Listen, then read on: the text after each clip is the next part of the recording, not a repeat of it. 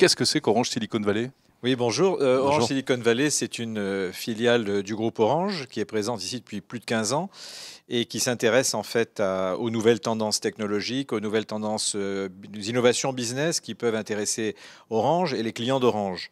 Et nous avons une équipe de 52 personnes, à la fois des ingénieurs et des analystes économiques et financiers, qui nous aident à trouver de nouveaux produits, de nouveaux services, de nouvelles sociétés dans lesquelles on peut aussi investir, que nous avons investi déjà dans 5 sociétés depuis 2-3 ans dans cette région et même d'ailleurs un peu plus loin aux États-Unis.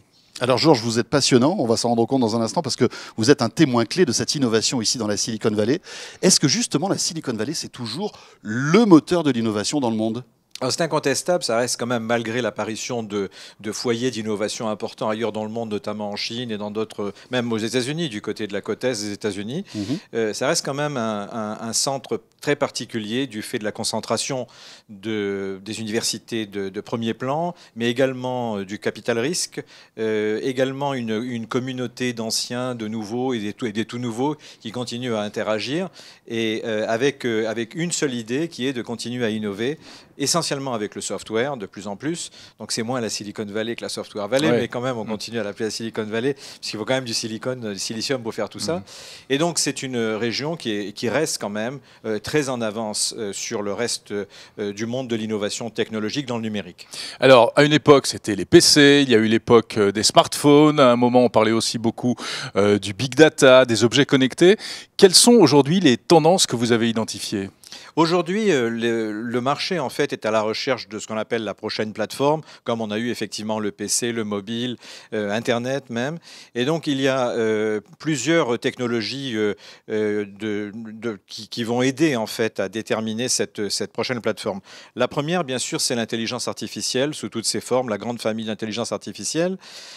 Après ça, il y a le monde des sciences des données qui a déjà démarré depuis quelques années avec les données massives, le big data, ce genre de choses.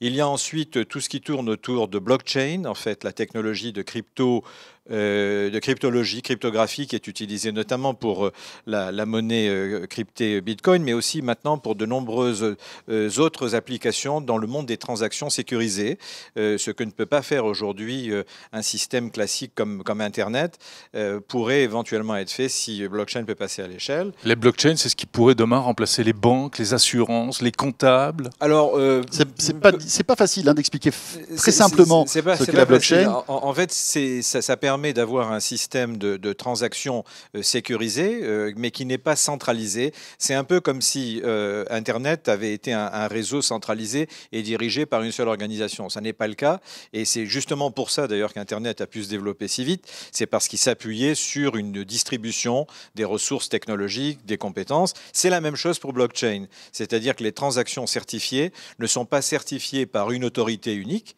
ni une technologie centralisée, mais par une distribution sur les ordinateurs des uns et des autres et de gros serveurs. Mais ça ne sera pas un remplacement de la banque ou de l'assurance, puisque les banques et les assurances s'intéressent énormément à ces technologies et expérimentent beaucoup de plus en plus, mais ce sera un système supplémentaire. Et c'est la raison qui va transformer leur métier, probablement. Qui va probablement aider à fluidifier et à rendre la façon dont ils exploitent les données plus intéressante, plus économique. Ça va prendre du temps. L'autre aspect, c'est en fait ce qui tourne autour des réalités, de toutes les nouvelles réalités, donc virtuelles, augmentées, mixtes, et qui s'appuie sur une plateforme qui, elle, pour le coup, est vraiment très répandue, qui sont les smartphones pour une partie, et bien sûr l'apparition des nouveaux casques. Donc là, il y a beaucoup d'investissements, beaucoup d'espoir sur le développement de ces technologies. Et enfin, la 5G qui devrait arriver à partir de 2020, mais il y a constamment des annonces de déploiement prématuré. Par exemple, aujourd'hui, T-Mobile, qui est le troisième opérateur américain de téléphonie mobile, vient d'annoncer qu'ils allaient ouvrir la 5G dans les 2 ans. On verra si c'est possible ou pas, mais il y a beaucoup d'espoir sur ce que la 5G peut apporter aux innovateurs, aux entrepreneurs, puisque ça ouvre des perspectives nouvelles avec un débit très important quand on est en mobilité.